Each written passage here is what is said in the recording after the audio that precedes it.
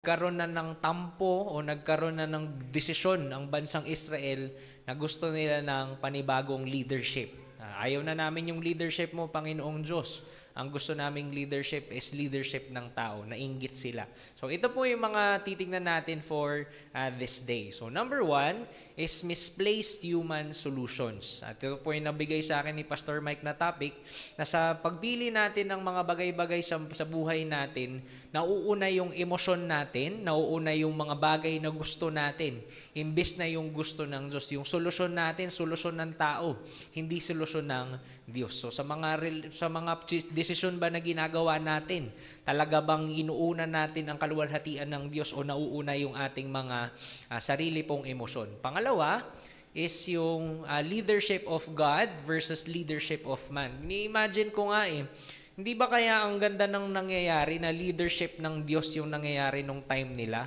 Nakakausap nila through a prophet, pero ang nangyari, ayaw nila yung klase ng meron sa bansa nila na even na kahit na theocracy na yung nangyayari, ang gusto nila is monarchy.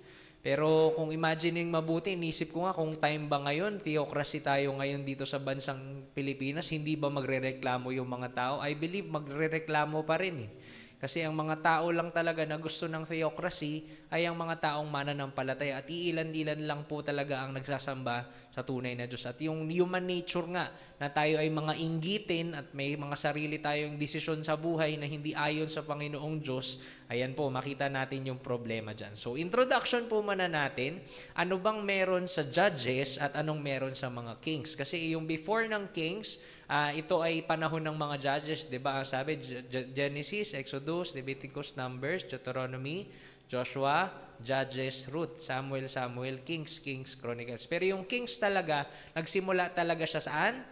Sa Samuel. Dito nagkaroon ng unang hari at yun nga ay si Saul. Ayan. So yung Judges po, ito ay all about military power. At ang purpose niya is liberation from colonizer. Pag sinabi po, parang yung nangyari po sa bansang Pilipinas. Diba? For 300 years, sakop tayo ng mga Espanyol. At yan nga po ang kailangan mawala. Maliberate sila doon sa mga kalaban. At most na mga kings, ang kalaban talaga nila ay ang bansang Assyria. Yung parang ang Assyria kasi parang UAE yan Yung parang iba't ibang mga bansa, under sila sa Assyria, at yan yung Assyrian Empire na nag-colonize po sa bansang Israel. So temporary lang po ito. Napansin po natin iba-ibang lahi. Kunyari, dito sa tribo ng Manase, ito yung magiging judge. Sunod naman ang magiging judge naman sa iba. So hindi ito judge na parang yung judge sa korte Isipin nyo po, military power ito. Kumbaga parang Hitler na mabuti. Parang ganun po yung judge na ito. So, God-ordained, Diyos ang namimili kung sino yung magiging judge. At sinasabi nga, tribal, minsan sabay na merong nagiging judge on a certain time. Ayan. So, next natin, ano naman yung pinagkaiba ng mga hari? Ito ay political and religious leaders. Pero pwede rin pong masama na military. Pero yan po, most on political. Paano yung magamit yung pera, paano yung relihiyon nila, ayan yung ginagawa na ito. So, lahat naman pabalik sa Diyos, pero mas more on sa pag-govern ng buong bansa. So, permanent and dynasty. Ang nangyayari po dito is parang God-ordained or inheritance. Parang kagaya din ng judge na ang Diyos ang namili. Pero ang nangyayari, di ba, in the line of David, sabi, dun darating yung pinaka-hari. So, ang nangyayari by inheritance, sino yung sunod na hari? Pero ang problema nung nagkaroon ng split, siguro ito sa mga susunod na sa kings na lang ito, nagkaroon ng split ng Israel. Nagkaroon ng Southern Kingdom at Northern Kingdom. Kung saan yung Southern Kingdom, dalawa lang po yun, Judah at Benjamin. Tapos yung 10 nandun sa Northern Kingdom, na ang nangyari dun sa Southern Kingdom, magkakamag-anak. Pero doon sa Northern Kingdom, nagkakaroon ng assassination. Pinapatay si king ganito, tapos yung susunod kung sino yung nakapatay. So, ayan yung nangyari. So, hinahayaan ng Diyos na mangyari ito. At centralized monarchy, one at a time. So, dahil one at a time, parang dalawang sabay. One at a time, pero magkaiba kasi nga magkahiwalay na kingdom, Northern at Southern Kingdom. So, punta na tayo sa pinaka-problema ng bansang Israel. Bakit ba nila gusto ng hari? Number 1, incompetent leadership. Naisip nila na hindi okay yung pagdala ng leadership. Kasi kahit na Diyos ang nangunguna nun, nabasa natin kanina doon sa ating text na naglagay po ng mga judges si Samuel. At sino yung nilagay niya? Yung kanyang mga anak. At sabi nga doon na sila ay kumukuha ng pera at meron silang hindi ginagawang mga tama. So pangalawa, ayan nga po yung corruption. At yung pangatlo, isa ito sa mga pinakamalaking dahilan kung bakit ayaw nila sa leadership ng Diyos. Gusto nilang kagaya sila ng ibang lahi. Meron silang kagaya ng hari na nakikita. At ito nga yung problema sa isang bansa o sa isang tao na gusto niya laging may nakikita bago siya sumunod sa Panginoong Diyos. At yan yung pang-apat, ang sabi dito is untrusting towards God. Hindi sila nagtitiwala sa Diyos at yung tiwala nila dati ay nababawasan dahil sa mga nangyayari sa kanila pong mga buhay. So napansin natin, ganyan din naman tayo. So meron po tayong dalawang bagay na makita ngayon about pagpili ng atin pong mga leaders sa church, sa pag-lead at lalong-lalo sa atin pong nasyon. So kung hindi ka pa nagpaparegister, magparegister ka na sa pagboto. Sabi nga, may magagawa ang isa mong boto. Ayan, hindi naman po political ang church. So kung sino po yung napupusuan ninyo, pero may criteria sana tayo ng pagpili ng leader. Hindi tayo naghahanap na kailangan Kristiyano. Kasi hindi naman ibig sabihin pag Kristiyano okay ng leader. Kasi hindi pastor ang hinahanap natin. Ang iniisip natin yung para doon sa political at sa pag-govern po ng ating pong bansa. So hindi naman necessary. Pero kung mananampalataya, mas mabuti nga. Pero ang point nga lang doon, kaya niya ba na pangalagaan yung buong bansa kasi hindi po yan madaling trabaho. At ang sunod po, yung decision naman po natin patungkol sa sarili natin. Kasi may choice tayong ginagawa araw-araw eh. So sana maging wise yung mga decisions na ginagawa po natin. So yung panglima, yung doon sa Assyrian Empire, ayan yung Ammonites, under sila ng Assyria.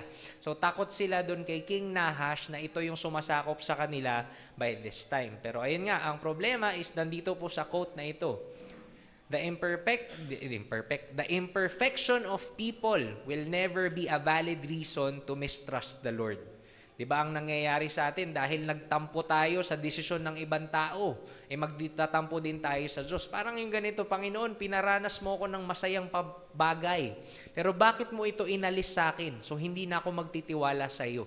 Diba yung tampo natin sa tao, naglilid tuloy sa atin na hindi na magtiwala sa tunay na ating Panginoon. So, una nating point is excuses about disaligned surrender. Meron pong tatlong chapter na nabigay sa akin si Pastor Mike, chapter 8, chapter 9, and chapter 10. So, ito po ay mag-iikot doon sa mga nangyari patungkol po kay Saul at kay Samuel. So, ito po yung nangyari kay Samuel. Ito yung kanyang problema dahil gusto niya nga na maging sunod ng sunod yung kanyang mga anak sa kanya. Pero meron pong decision. Hindi porke ikaw ay godly, yung sunod na inline or yung iyong mga anak ay magiging godly din. Or maaring nagkamali ka sa pagpapalaki sa inyong anak. Sabi nga, hindi lahat ng ginagawa ng matanda ay tama. Kaya sabi, di ba, ang mga masasamang ginagawa ng matanda ay nagiging tama sa mata ng bata. So sana yung mga nakikita, hindi mo pwedeng sabihin, pumunta ka nga ng church, anak. Tapos ikaw naman, hindi ka nagpupunta sa church kasi ang dedication na ginagawa natin sa ating mga anak, ang dinededicate natin hindi talaga yung bata. Ang dinededicate natin yung sarili natin. Kasi paano naman lalaki itong batang ito kung hindi niya nakikita yung example ng kanyang magulang. So ito po yung problema ni Samuel. So sabi dito, no choice. Wala na siyang choice. So ang nilagay niya na lang yung anak niya. Sabi dito, as Samuel grew old, he appointed his sons to be judges over Israel. Joel and Abijah, his oldest sons, held court in Beersheba, but they were not like their father. Ito yung problema, hindi sila kagaya ng kanilang tatay. Maaari na nagkamali dito si Samuel kasi nabanggit din po siguro na pag-aralan nyo na yung kanyang mga anak ay hindi niya napalaki ng maayos. Sinabihan na siya ng Diyos na pagsabihan yung mga anak niya, pero kung hindi man sumunod, sana nagkaroon siya ng desisyon, hindi ko kayo gagawing leader. So sa church din, napaka-importante po ng leadership. Yung pastor natin, sana nakikitaan natin ng integrity. Kaya nga po mabigat talagang magpastor. Kaya nga po siguro pareho kami ni Pastor Mike. Ayaw namin pastor. Gusto namin magturo lang ng Bible kasi yung pangalan ba na pastor ka. Kasi ikaw yung magiging, para ka bang, hindi mas celebrity, pero yung buhay mo, laging nagiging point of comparison. Di ba? Si pastor ganito nga eh. Di ba? laging may ganun. Kasi nga, ikaw yung laging nakikita sa harap ng pulpito. So, ayan po yung nangyari. Hindi kagaya ni Samuel yung kanyang mga anak. At ang sabi dito, for they were greedy and for money. Sila ay kumukuha ng bribes and perverted justice. So, anong nangyayari sa kanila? O anong problema ninyong dalawa? O dahil mas malaki yung binigay nito na bayad sa akin, ang mananalo ay yung masamang tao dahil yun yung mas nabigay na malaki. So, nababayaran yung kanilang justice na hindi po dapat eksakto. So, yung appointment of actions, kung gagawa tayo ng decisions, merong 3 bagay sana na ginagawa natin. Number 1, pinag-isipan mo talagang mabuti. At itong decision na to, magbe-benefit yung mga tao. So, siguro ito yung iniisip ni Samuel. Dahil sila yung mga anak ko, sila na lang kasi na-train ko sila. Maaring na-train mo ang isang tao pero hindi sila na-train ng Diyos. Kaya nga ito din yung nakakasakit sa ministry, no? Yung binigyan mo ng mahabang time, yung binigyan mo ng mahabang time na makasama, binigyan mo ng time na sila ay lumago, pero in the end, nag-backbite sila sa'yo. At your back, kinakagat ka pala na pinagtatraidoran ka. So ito rin yung hindi natin ma-perfect bilang mga mananampalataya. Na yung mga tinrain natin, hindi pala tayo yung magbe-benefit. Maaaring ibang tao, pero kung for the benefit of God, wala pong problema dun. Kasi hindi natin inaako yung ministry na binibigay sa atin ng Diyos. Kung sila ay magamit sa ibang lugar, so be it. Basta ang importante, magamit sila para sa kaluwalhatian ng Diyos. At sila ay nagpapagamit talaga ng tama. So, yun yung naging problema ni Samuel. So, kailangan na para yung mga leader na nailalagay po. So, yung will naman ng Diyos, dapat yung will ng Diyos sa buhay mo, sigurado, para malaman mo kung ano yung will ng Diyos sa'yo, dapat napapalapit ka sa Kanya. Kasi kung yung mga decisions na gagawa natin at hindi tayo napapalapit sa Diyos, hindi tayo will ng Diyos. Paano mo malaman yung will ng Diyos? Na sa araw ng buhay mo, mas naiisip mong kailangan mo ang Panginoon. Kasi kung ang mangyari sa'yo na iniisip mo will ng Diyos yan at hindi ka naman nagtitiwala sa Kanya, hindi yun will ng Diyos. Pero yun, nasa sa atin din yung decision, sa attitude natin, ito yung difference natin sa araw-araw. Kung yung attitude mo last week, mas malapit ka sa Diyos at ngayon hindi ka ganun kalapit sa Diyos, mataas ang chance baka nagbabackslide na tayo. Kasi dapat moving forward yung ating faith at hindi tayo stagnant. Ayan. So sabi dito, will make you grow as a person. Sa decision making, kung paano ka mag-isip, paano ka mag-deal ng tao, ay mas lalo ka dapat umaayos. And then panghuli, sigurado you are doing things for God's glory. Meron nga po akong nakita this week at pinapasalamatan ko ang Diyos sa post ni Mike Winger. Si Mike Winger po yung ilan sa mga hindi man kabataan, pero nasa 40s siguro siya or 30s, late 30s. Na inexplain niya doon na kapag pumupunta tayo ng church, siguro iniisip natin para maramdaman natin ang presensya ng Diyos. Kadalasan ganun no? Kaya ako mag-church kasi gusto kong mahanap yung presensya ng Diyos. Pero ang main point daw talaga kung bakit tayo pumupunta ng simbahan, kasi gusto natin bigyan ng kapurihan ang pangalan ng Diyos. At yung presence ng Diyos, yun yung reward doon sa ating pagpuri sa Kanya. Kasi kung yung presensya ng Diyos yung hanapin natin, may mga time no, pag nag-church tayo, hindi natin makita na, ay, ang lapit ko sa Diyos. Kasi meron ka palang kasalanan na hindi, na confess pa sa Kanya at paulit-ulit nating nagagawa. Pero yung main point kung ba tayo pumupunta sa church, gaya ng sinabi ng 1 Corinthians 10:31, whether you eat or drink, do it all for the glory of God. So, yun yung pinaka-point natin na sa glory ng Diyos, dito tayo nag-focus. So, yung new leader, 8:4-5, pumunta yung mga elders kay Samuel para magkaroon sila ng meeting. So, then all the elders of Israel gathered themselves together and came to Samuel unto Ramah. So, tuloy natin. And unto him, said unto him, Behold, thou art old, and thy sons walk not in thy ways. Now make us a king to judge us like all nations. So ang nangyari sa kanila, nagkaroon sila ng problema kay Samuel. Hindi namin makita na fit yung iyong mga anak at matanda ka na. Hindi ka na naka-influence ng maayos. So parang logical din naman, no? Pero ang nangyari kasi dito, hindi sila nag-pray sa Panginoong Diyos. Meron bang ibang solusyon? Ang nangyari sa kanila, dumiretso sila kay Samuel imbis na dumiretso sa Diyos. At ganyan din yung nangyayari sa atin. Sobrang daming example sa Bible tungkol dyan. Naalala ninyo nung si Isaac niloko ni Rebecca at ni Jacob? Diba yung parang hairy nga daw, tapos si Esau hindi hairy. Ang dami niyang pag-iisip na baka hindi ito si Esau. Kasi hindi naman yung boses iba. Pwede siyang mag-pray. Nakakausap nila ang Diyos dati. Panginoon, ito ba yung anak ko? Sigurado sasagot ang Diyos, pero hindi niya ginawa. Balikan natin yung kanyang tatay, si Abraham.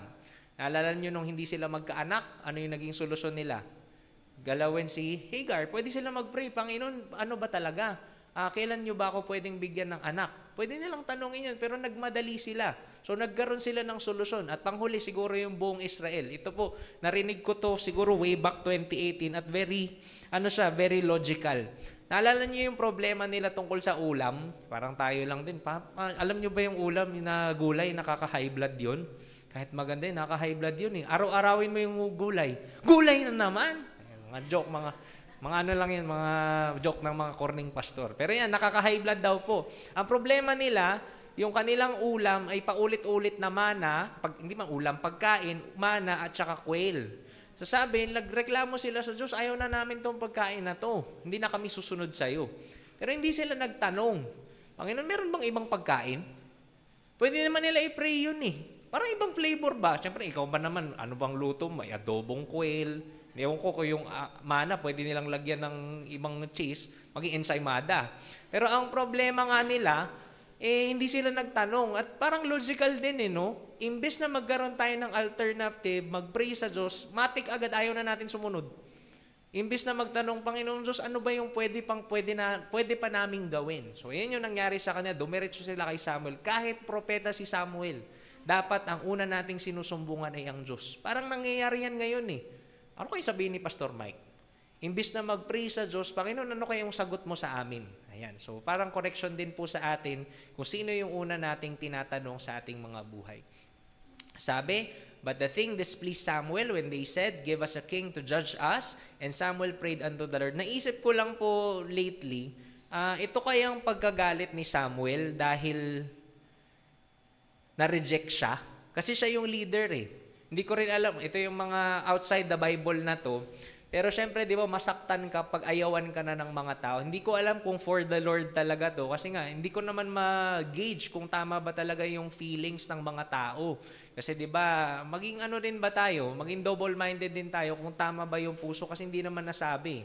Basta ang sabi, na-displease si Samuel. Pero kung tama yung ano niya, okay lang din. Yung tama yung puso niya na para sa Panginoon. Pero andyan kasi yung nature na tao siya So, parang ni-reject siya at gusto na ng bagong leader ng bansang Israel. So, tuloy natin. And the Lord said unto Samuel, hearken not to the voice of the people in they that say unto thee, for they have not rejected thee, but they have rejected me, that I should not reign over them. Ang inayawan nila ay hindi ikaw, kundi ang sarili ko, ang Panginoong Diyos ang kanilang inayawan. So, hayaan mo sila. So, ayan po yung tinatawag na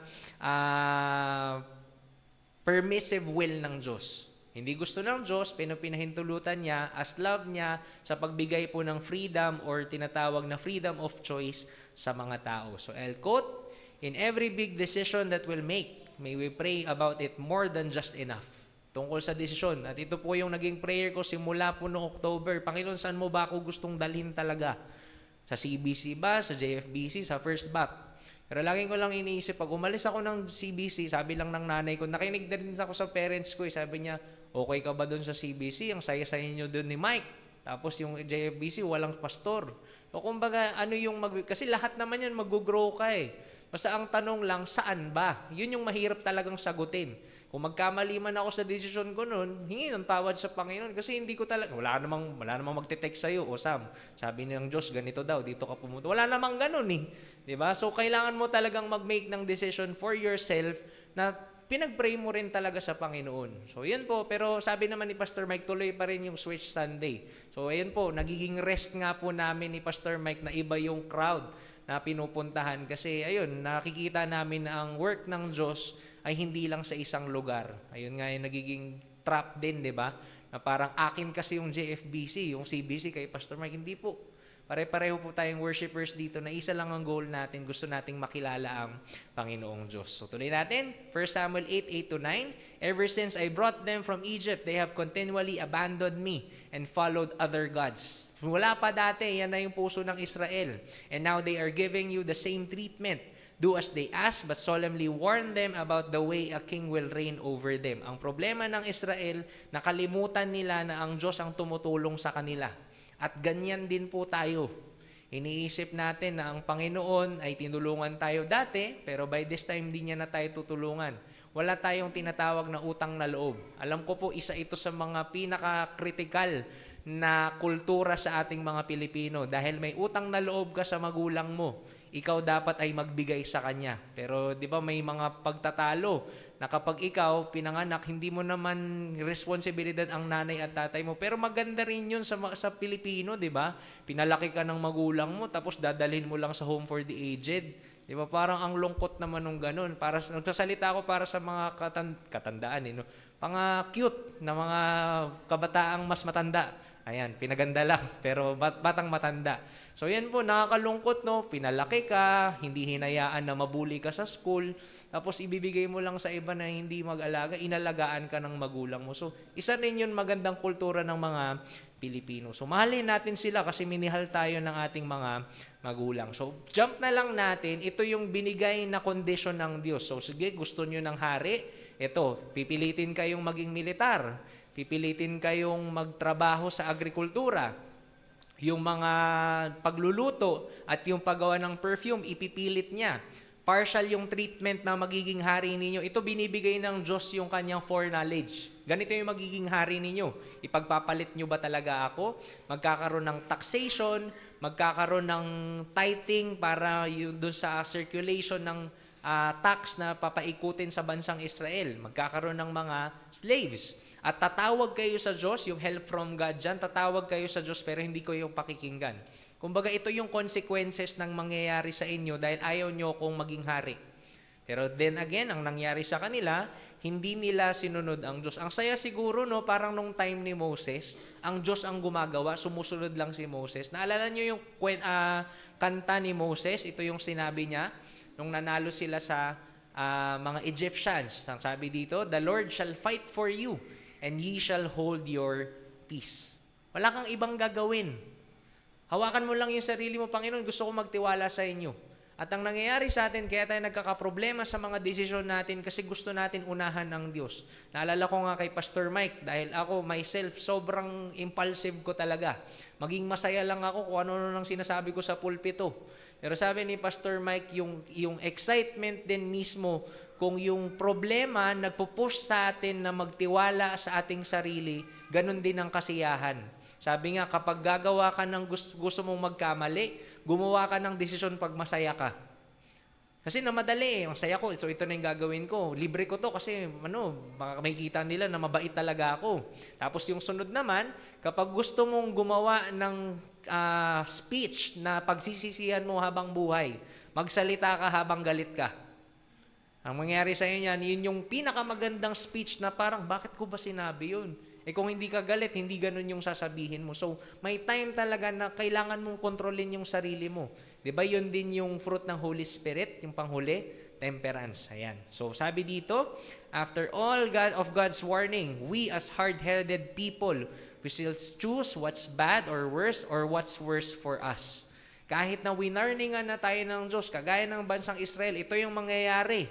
Ang dalawa lang naman yung sa Panginoong Diyos kung theocracy. Sunod kayo sa akin, may blessing. Hindi kayo sunod sa akin, may pagpapalo. Ganun lang. Pero ang nangyari tuloy sa kanila, dahil meron na silang leader, napalitan yung utos ng Diyos sa utos ng tao. Diba yung batas ng Diyos na binigay kay Moses, perfect sana yung tagabigay ng batas eh.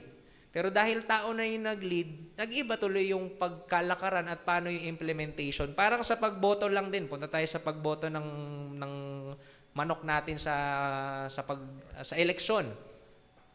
Sabi ni Papa, halos lahat daw ng mga tumatakbo, sabi sa akin ng tatay ko, pare-pareho lang yan. Pare-pareho nang sasabihin para sa mahirap. Hindi na ako magbanggit na pangalan, pero sinabi sa kanya, anong batas ang gagawin mo? Tapos ang sagot niya, sa tingin mo, ano kaya yung batas na maganda kong gawin? Sabi niya, bakit ako yung, ewan ko, kilala nyo na yun, di ba? Bigyan ng 5,000.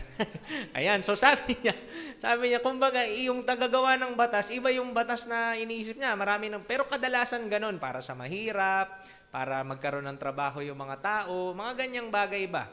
So, kung isipin mabuti, lahat sila yan yung puso. Pero nagkakaiba yan sa implementation. Ang ganda ng pangako, magagawa ba talaga? So, kailangan din effective talaga at talagang meron siyang dedication at meron siyang stand na kung ano yung sinabi niya, gagawin niya. Merong nabanggit na maganda si Vico Soto. Ang sabi niya, paano daw kung lahat, madali daw ma-distinguish kasi yung pagboto kapag yung isa matalino, yung isa medyo mangmang, yung isa masipag, medyo tamad, yung isa naman medyo kulelat, yung isa nag-i-excel. Madali yun eh. Madaling makita yun na magnanakaw at saka nagbibigay. Pero sabi niya, pare-pareho lang yan sila patungkol sa pagtakbo. Siyempre, papakita nila yung magandang side nila. Pero para daw makita natin kung sino yung iboboto natin, tanungin mo sino yung gastos ng gastos para manalo. Kasi kung gastos ng gastos sila sa pagpanalo nila, how much more kapag nanalo sila, ano yung gagastusin nila para sa sarili nila. So, yun lang din po. Maganda rin pong logic yung nabigay po ni Vico Soto. At ito nga po yung promise ko sa inyo, mapakita ko na si Pastor Ebe. Ayan, so, peace. Nung kasal po yan ni Pastor Mike. Ayan, so sabi niya, ito yung warning niya sa amin noon nung nasa Bible school pa kami. Sabi niya, ipagpapalit mo yung magandang plano ng Diyos sa buhay mo para sa maliit na saya ng kamunduhan. At yung hinahanap kasi ng Israel, gusto namin ng leader na nakikita. Hindi namin nakikita ang Diyos eh. Kahit alam natin na mas makapangyarihan ang Diyos, mas lalo tayong nauunang lumapit sa ating mga pastor. Hindi ko po sinasabing masamang lumapit sa pastor. Pero ang tanong, pinag-pray mo ba talaga muna? Yung tanong mo, o nauna na yung sagot mo na, nasasagot ng pastor ko to kasi mas nagtitiwala ako sa kanya. Hindi man natin to sinasabi verbally or audibly, pero ganito yung nasa puso natin kasi ganito yung ginagawa natin. Meron po akong kwento tungkol sa inyo. Hindi ko po alam kung naiintindihan nyo talaga yung sakit ko. Pero yun nga, nung nagmanik po ako, kalbo po siya. Nagpakalbo din ako noon. Ay, kalbo. Hindi pala, shaggy pala. Siya gilid lang may buhok. Ayan, so, nung time po na yun, nagpakalbo ako kasi sabi ko, papasok ako ng Air Force. Nung time na yun, dahil may kakilala si Papa, parang napolitika, pasok na daw ako sa Air Force. Tapos anong nangyari doon, nagpakalbo ako. Sabi niya, nagpakalbo ka. Alam niyo kung anong ginawa ko? 50 years ang gap namin, parang binastos ko siya. Hinawakan ko yung ulo niyang ganun. Sabi ko, idol kasi kita.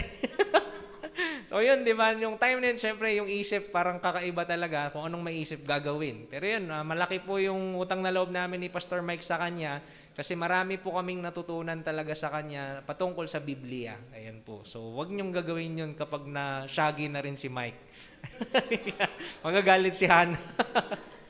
Ayan, so tuloy natin yung opportunity to serve. Meron pong oportunidad na mag-serve si Saul. Sabi dito, 1 Samuel 9:1-2, there was a wealthy, influential man named Kish from the tribe of Benjamin. So ito yung naging una nilang hari. He was the son of Abiel, son of Zeror, son of Bekorath, son of Aphiah of the tribe of Benjamin. So influential siya at isa siyang mayaman na tao. So 9:1-2, his son Saul was the most handsome man in Israel, head and shoulders taller than anyone else in the land. I believe hindi naman siguro sing laki to ni Goliath, pero matangkad siya, pogi, matalino, magaling. So pasok lahat sa criteria ng mga tao. Ito yung gusto nyo, sige, bibigay ko sa inyo. So 9:3-4, one day Kish's donkey strayed away, and he told Saul, take a servant with you and go look for the donkeys. Nawala yung donkeys nitong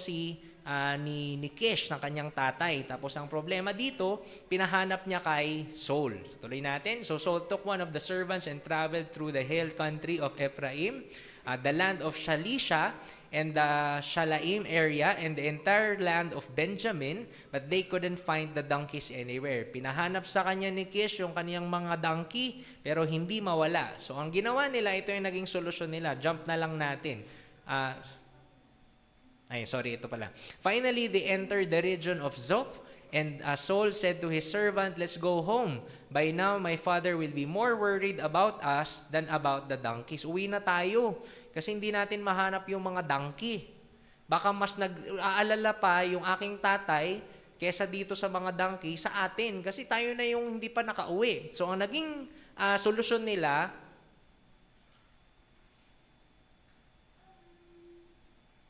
ikaw nagpindot, no? Ayan, so umana na. So, ayan. So, ang ginawa nila, maghanap sila ng propeta.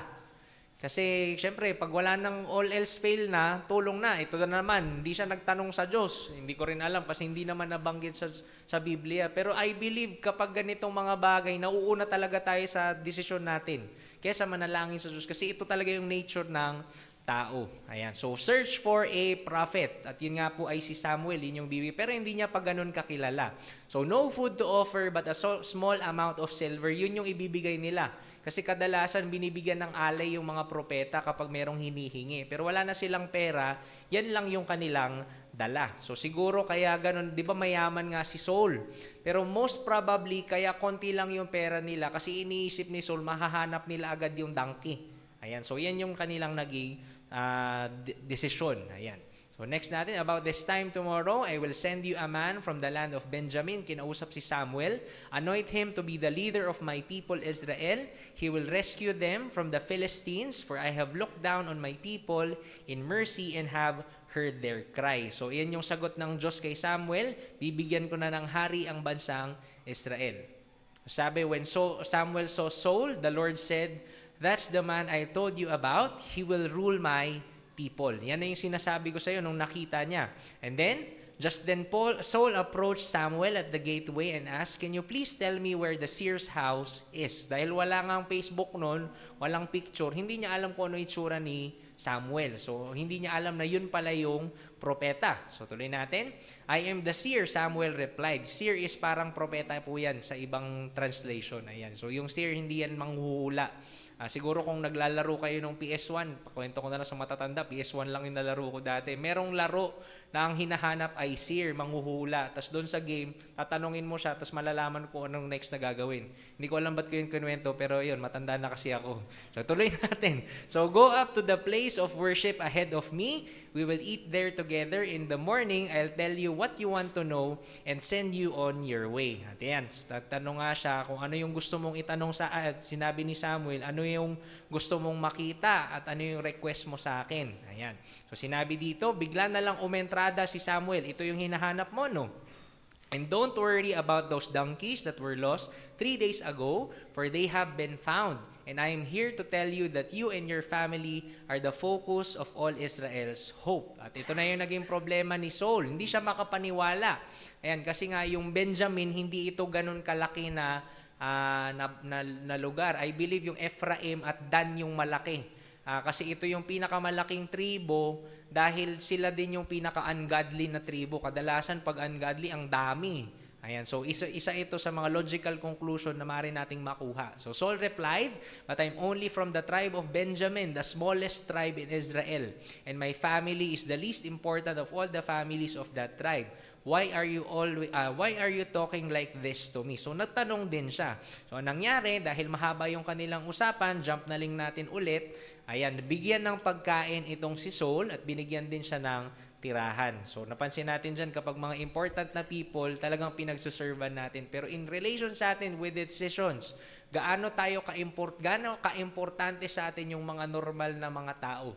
Kadalasan kaya tayo gumagawa ng mabuti sa kapwa natin kasi alam natin meron din silang gagawing mabuti sa akin. Gusto ko mag-Bible study doon kasi binibigyan ako ng 500 bawat turo ko.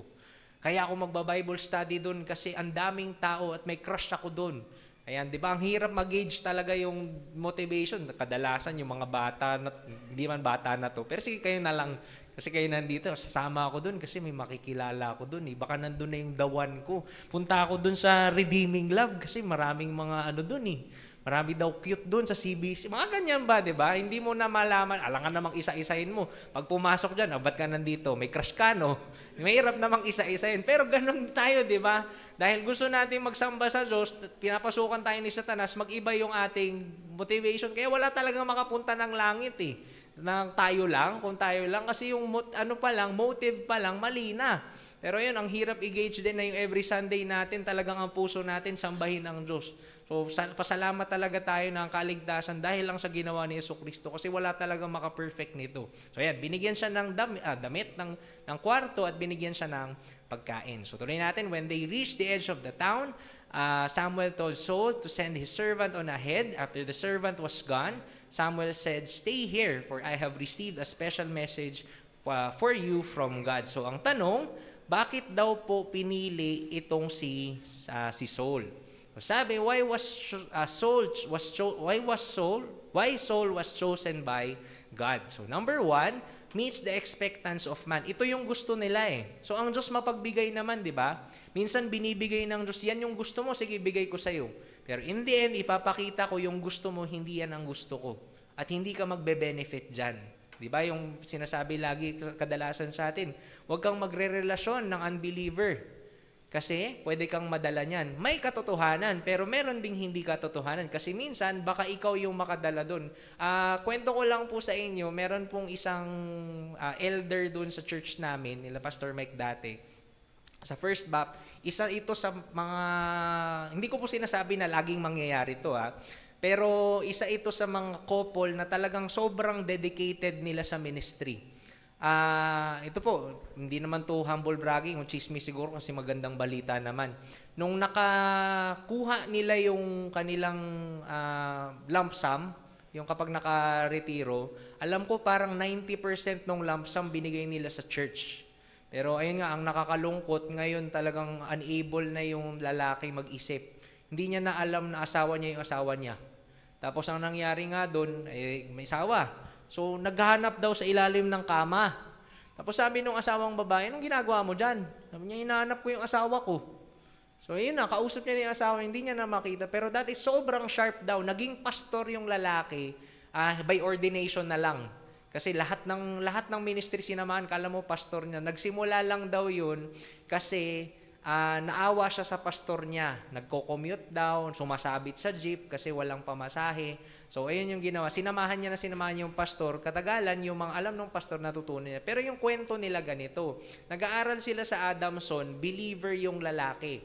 Tapos yung babae, unbeliever. Sobrang katoliko. Talaga yung parang sinasabing sarado kandado. Ang nangyari ganito. Mag-church tayo, pero punta ako sa church mo, punta ka sa church ko. So, ang usapan nila ganun. So, pumupunta yung babae doon sa Project 6 para mag-church. Tapos nagulat siya, lahat ng tanong niya tungkol sa kaligtasan, nasasagot daw. Pero dahil mabait yung lalaki, ang pangalan nun Sam din, Pastor Sam. Ang ginawa niya, sige, sama ako sa iyo sa church. Sumama naman. Pero dahil nga Kristiyano daw siya, hindi siya pumapasok sa loob ng Quiapo. Doon lang siya sa labas. So napuntahan pa rin yung purpose na maging maging fair. So masamahan. So pag nagsasama, ang nangyari katagalan, naging believer yung babae. At yun yung nakakatuwa. Pero ang problema nga, kapag ikaw yung nadala, so ito talaga yung risk na makuha. Pero minsan, di ba, na sinasabi natin ang palusot para magkaroon ng unbeliever na relationship, mas mabuti pa yung unbeliever kaysa yung believer. Kasi yung believer, self-righteous, lahat na lang madumi, sila lang yung malinis. So yan, kailangan talaga maging maingat sa pagpasok sa relationship. At ang una mong itanong, yung relationship ba yan, mapapalapit ka ba sa Diyos? Kasi yun lang naman ang pinaka-importante sa buhay. Una, makilala si Jesus, patuloy siyang kilalanin at sundin ng kanyang mga utos. So sa tao ba na yan, mapapalapit ka ba talaga sa Panginoon? So number 2, yung criteria of trade-off. Panginoon, ito yung gusto namin. Panginoon, ito yung mga qualities na hinahanap ng puso namin. Ayaw na namin sa'yo. So nabigay ito sa kanila. So pangatlo, hindi naman basta-basta lang nagbigay ang Diyos sa kanila. So, ang sabi dito, to show the Israelites that the Lord does not just prioritize just getting the job done. Ang gusto ng Diyos, maging sustainable ito. Mamaya makikita natin kung bakit ito yung isang tanong sa akin ng malapit sa akin. Mabuti ba talaga ang Diyos? Kasi bakit ganun? Isang pagkakamali lang ni Saul, tinanggal na siya. Bakit si David nung siya ay nagkamali, hindi tinanggal? Ito po yung mga mahirap talagang sagutin. Kasi judgment ng Diyos yun. Pero sigurado, isa sa mga qualities ni Saul, kung bakit, ito nauuna na lang po ako para mas maintindihan natin yung kwento. Kaya nangyari yung bagay na yun, kasi si Saul ayaw niyang magtiwala sa Panginoon.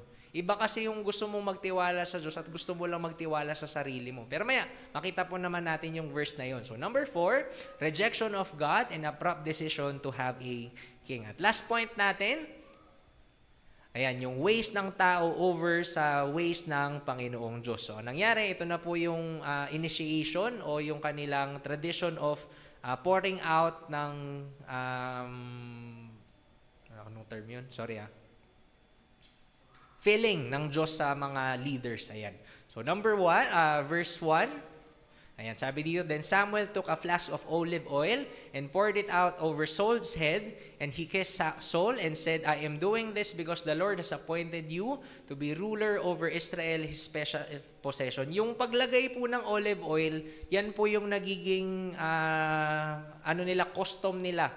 Kapag meron silang gustong i-bless na mga tao. Siguro nung time din po ni David, no, habang hari pa lang si Saul, na buhusan din siya ng oil kasi lumipat na sa kanya yung favor ng Diyos kasi siya na yung next na magiging hari ng Israel. So ano yung mga signs para kay Saul na mako-confirm niya na siya na talaga yung pinili ng Diyos? Number 1, mahahanap yung mga donkey. Diba sinabi na kanina, nahanap na daw. Pangalawa, makakakita siya ng 3 nagsasamba sa Diyos at bibigyan siya ng mga tinapay. At pangatlo, may mga propeta na makikita siya na nag-worship at nagpe-play ng instrument. So, anong nangyari after ng initiation sa kanya o nung kanyang ritual ay ito po. Sabi dito, 1 Samuel 10:6, salamat ng marami. Summit, meron ba sponsorship dito? Sa amin, tap water. Iba talaga sa Manila. Ayan. So 1 Samuel 10:6, joke lang yun. At that time, the Spirit of the Lord will come powerfully upon you, and you will prophesy with them. You will be changed into a different person. Explain ko po ng mabuti ito. Very critical din po ito. Ano tong prophesy? Kumbaga, hindi gaanong alam ni Saul, pero dahil finil siya ng Diyos, parang alam niya na din yung alam ng propeta. Kumbaga, parang nagtuturo ngayon. Kahit wala siyang ganong ability doon, nagawa niya din. Parang nag-uusap sila. Siguro i-imagine natin si Jesus nung 12 years old siya. Diba nakikipagtalastasan siya doon sa mga Pharisees. Parang ganun po yung nangyari. Kaya ang tanong, ang part dito, sige, tuloy lang natin. So the much needed dependence on the Lord.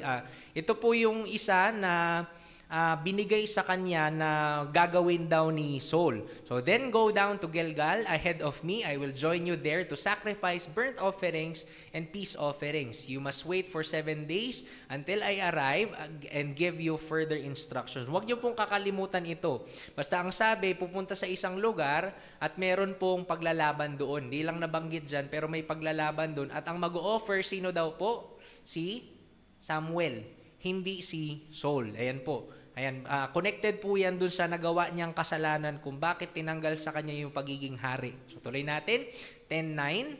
Sabi dito, and Saul turned and started to leave. God gave him a new heart, and all Samuel's signs were fulfilled that day. So nung araw na yun, nakita yung mga donkey, tapos nakita niya yung mga nag-worship na tao, na binigyan siya ng tinapay, at yung pangatlo, nakita niya yung mga worshipers at siya din ay nakapag-prophesy. So tuloy natin, 10:10. When Saul and his servant arrived at Gibeah, they saw a group of prophets, ayan na, coming toward them. Then the Spirit of God came powerfully, ayan naman yung feeling ng Diyos upon Saul, and he too began to prophesy. Nakapagsalita din siya. So tuloy natin, ito po yun. When those who knew Saul heard about it, they exclaimed, what? Is even Saul a prophet? How did the son of Kish become a prophet? Nagulat sila. Bakit marunong nang magturo si Saul? Kasi hindi naman siya ginagawa ito. Naging propeta din ba siya? So, isa ito, bakit hinayaan ng Diyos? Isa ito sa mga dahilan kung bakit hinayaan ng Diyos na mag-prophesy si Saul. Number 1, divine appointment and transformation. Kailangan mabago yung puso niya. So, tinutulungan siya ng Diyos. Sigurado by this time, may decision si Saul. Gusto niyang maintindihan kung ano yung leading sa kanya ng Panginoon. Kaya tinulungan din siya. Pero later nga sa buhay niya, ayan din yung isip hindi ko alam kung save ba si Saul o hindi. Ayan nga yung mahirap i-judge din talaga. Ayan, so kasi nga merong mga point na yung sinabi na sinenda ng evil spirit. Ayan, explain ko lang po galing daw po yung evil, ito na naman ako pero nagsanga na naman ako. Pero yan, yung evil spirit daw po from God, I believe hindi ito evil spirit na demonyo. Ang ibig sabihin po nun, troublesome spirit na magkaroon siya ng problema para lumapit sa Diyos. Hindi ko alam kung naalala pa ni Shem yung turo tungkol kay Saul na pogi. Si Saul hindi pogi. Kasi yung peace of God hindi nakita sa loob. Peace of God inside. Pogi. hindi makita sa kanya kasi kumanta yung mga babae, tapos na-insecure siya, 'di ba yung kanta ng mga babae, ang sabi doon, si Saul nakapatay ng 1,000, si David nakapatay ng 10,000. So parang na-insecure siya. So yan, ewan ko. Sorry po, ang hilig ko talagang magganong-ganon kasi yung utak ko bipolar. Ayan, number 2. Ang sabi dito, public validation of Saul's kingship. So para makita ng mga tao na talagang legit na hari si Saul, may kailangan magbago sa kanya na mapapansin ng mga tao. So pangatlo, significance of God's prompting and man's obedience. So yung pag-prompt ng Diyos na may bago kang gagawin at susunod ka dapat sa akin. So by this time, sumusunod si Saul. Pero ganyan din naman tayo. Sumusunod tayo sa una, pero katagalan, hindi rin tayo susunod sa ating Panginoon. So next, malapit-lapit na po tayo.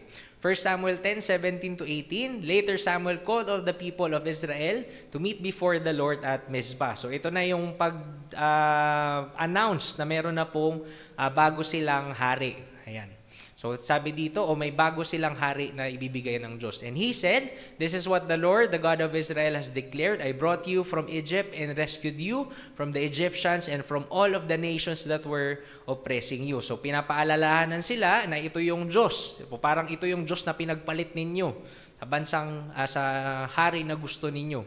"But though I have rescued you from your misery and distress, you have rejected your God today and have said, 'No, we want a king instead.' Now, therefore, present yourselves before the Lord by tribes and clans." At tuloy natin.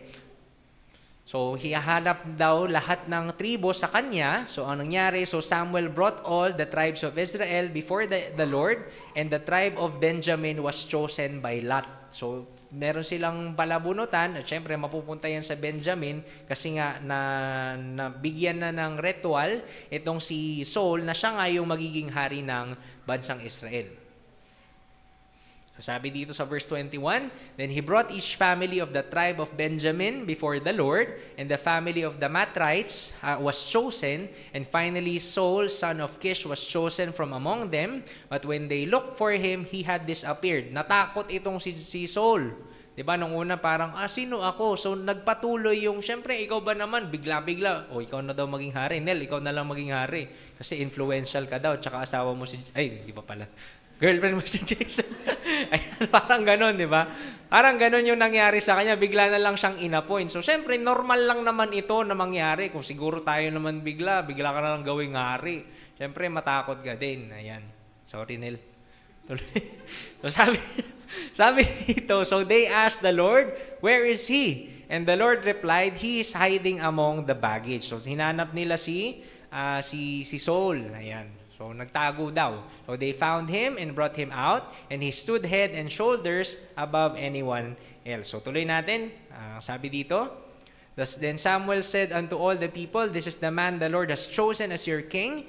No one in all Israel is like him.' And all the people shouted, 'Long live the king.'" Ayan. So, ito yung nangyari sa kanila na ito na yung hinahanap nyo, ibibigay ko na sa inyo. "And Saul also went home to Gibeah, and there went with him a band of men whose hearts God had touched." Ayan. So, meron mga sumuporta kay Saul nung siya ay na-appoint na bagong hari ng Israel.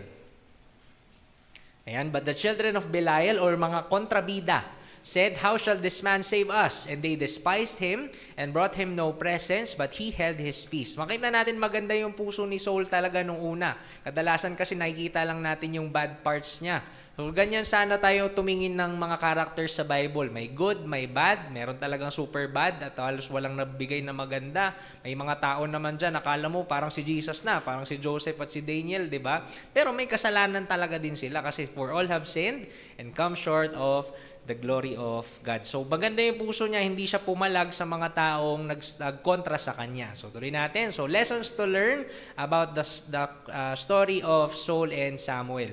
So, sabi dito, merong naging accomplishment. Ito po, pahaging na lang sa mga susunod para makita natin bakit nag-fail itong si Saul. So, next na chapter, nanalo siya doon kay King Nahash. Di ba yun yung problema? "But before the dawn next morning, Saul arrived, having divided his army into 3 detachments.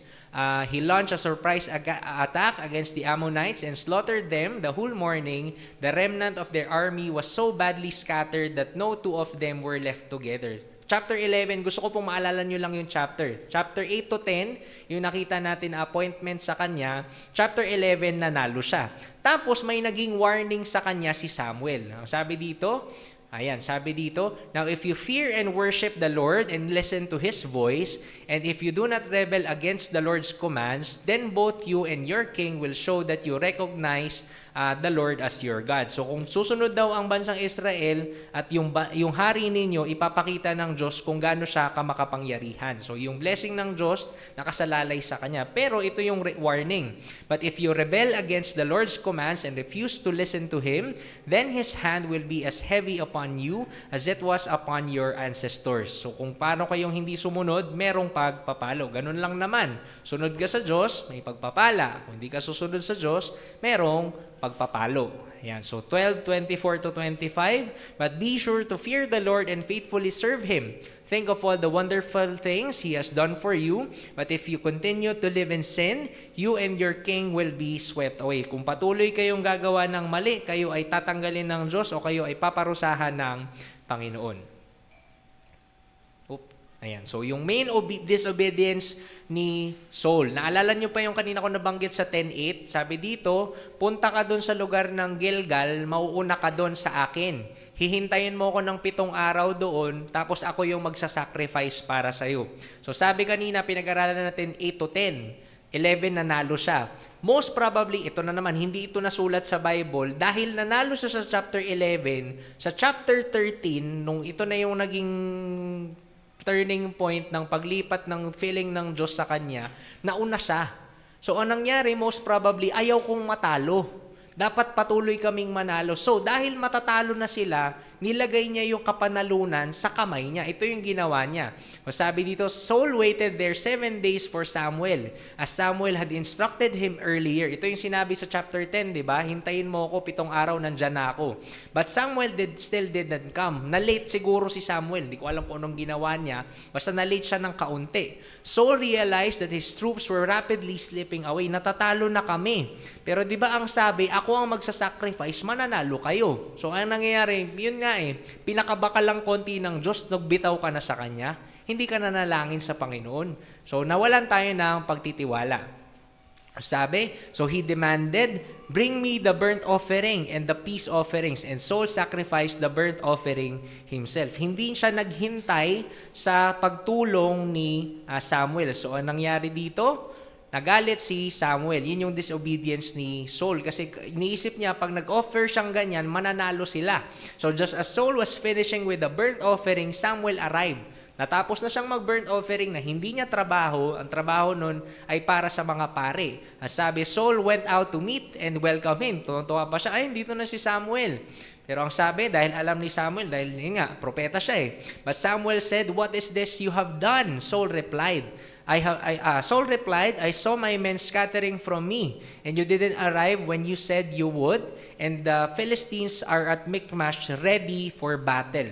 So ito na, matatalo na kami, kaso wala ka pa. So ang ginawa niya, siya na yung nagbigay ng offering. So I said, the Philistines are ready to march against us at Gilgal, and I haven't even asked for the Lord's help. Hindi nga yung problema niya.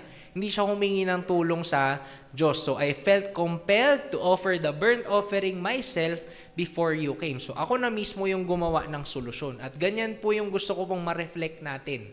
Kapag may problema ba tayo, sinong nagsosolusyon ng problema natin? Tayo ba o hinahayaan natin ang Diyos? At yung bagay po na yan, tayo lang po talagang makakasagot niya. So kung hindi, meron pang tsansa na lumapit talaga sa ating Panginoon.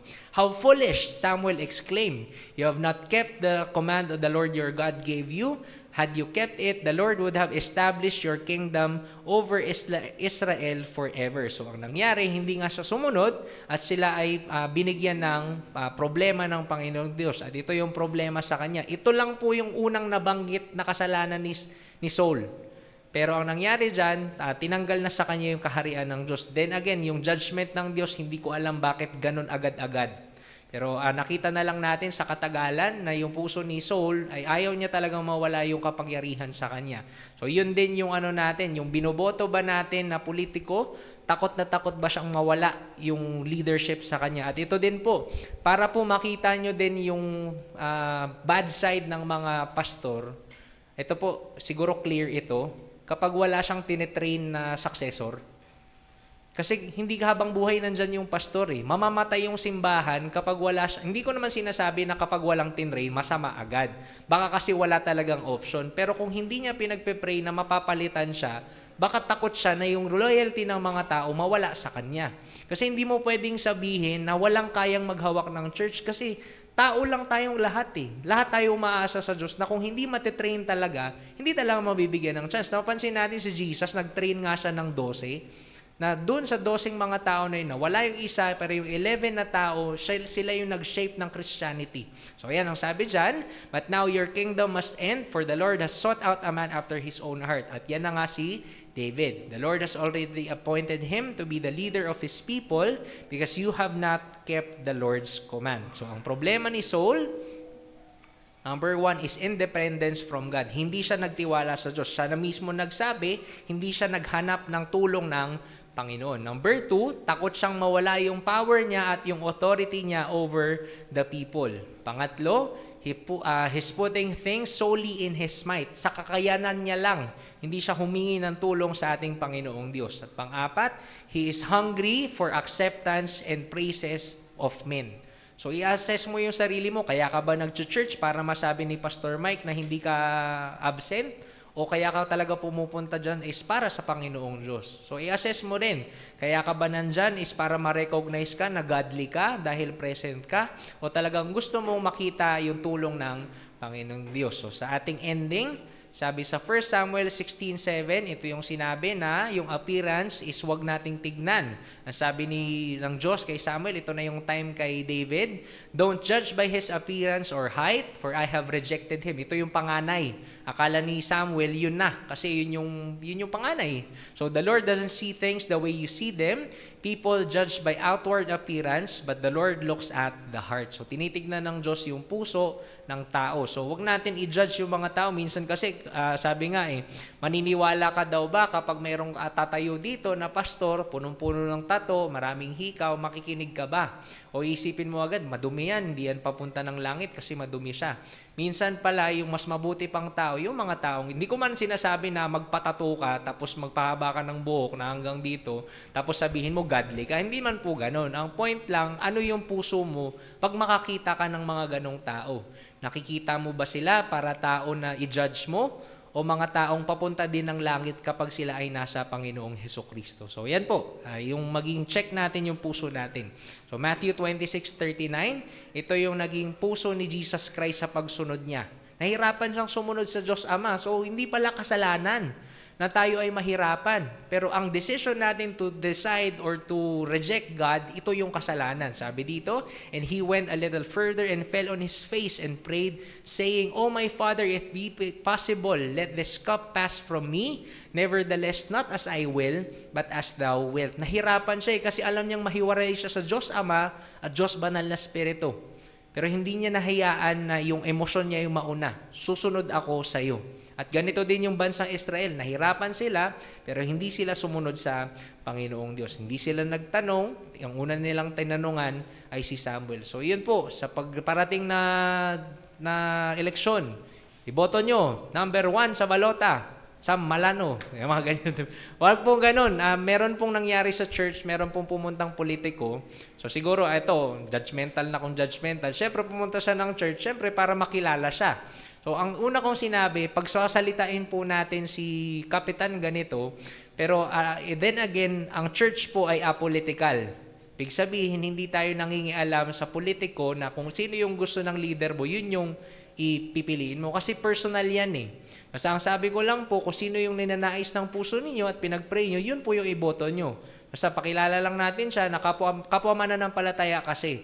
Pero magaling naman talaga. Kung ako yung tatanungin, gusto ko siyang manalo. Pero hindi ako botante sa hain. Ang point lang po na talagang merong mga tao na alam natin ginagawa nila yung tama.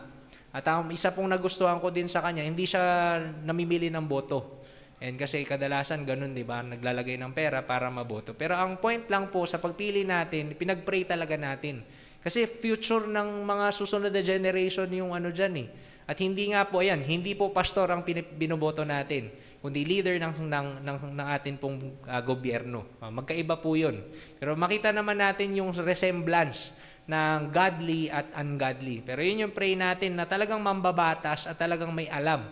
Naalala ko lang yung sinabi ni Miriam, bakit mo pa tatakbuhin yung pinakaengot sa klase, tapos yun yung mananalo, dahil yun yung sikat? Hindi. Dapat yung kayang gawin yung kanyang trabaho. So, ayan po, maging paalala sa atin to. So, ito po yung last quote natin. What we choose resonates what's really inside our hearts. Kung ano talaga yung nasa puso mo, yan yung pipiliin mo. Napansin mo kung bakit ikaw yung ikaw ngayon? Kasi iniisip mo yan yung best decision. Kadalasan naman, kaya tayo yan yung pinili natin kasi feeling natin yung decision na yan, we're better than everybody else. Feeling ko, mas better ako kasi ganito ako mag-isip eh. Better ako dun sa hipag ko, dun sa kapatid ko, dun sa aking pong kamag-anak kasi hindi ako gagaya nila. Pero sana totoo talaga ito at pinag-pray talaga natin sa Panginoon na baguhin talaga tayo kasi lahat naman tayo may baho eh. Kaya nga kayo binigyan ng bulaklak na may pabango. Hindi, pero yun po, lahat tayo may baho, nag-loading. Pero yun, di ba? Lahat tayo may baho. Lahat tayo may hindi magandang ugali. Pero pray natin na, yun nga, mapapabango tayo ng Bible. Sabi nga nila, ayokong maniwala sa Bible kasi nagbe-brainwash yan. Pero in reality, totoo. Bine-brainwash tayo ng Bible kasi madumi yung isip natin. Pero yun po, sana maging isa yung ating pinakadoktrina ng Panginoon Jesucristo. Nagkatawan tao siya para sa pag-ibig niya sa sanlibutan. At kaya tayo pumupunta ng simbahan para sa favor ng Diyos at magbigay ng kapurihan sa Kanya.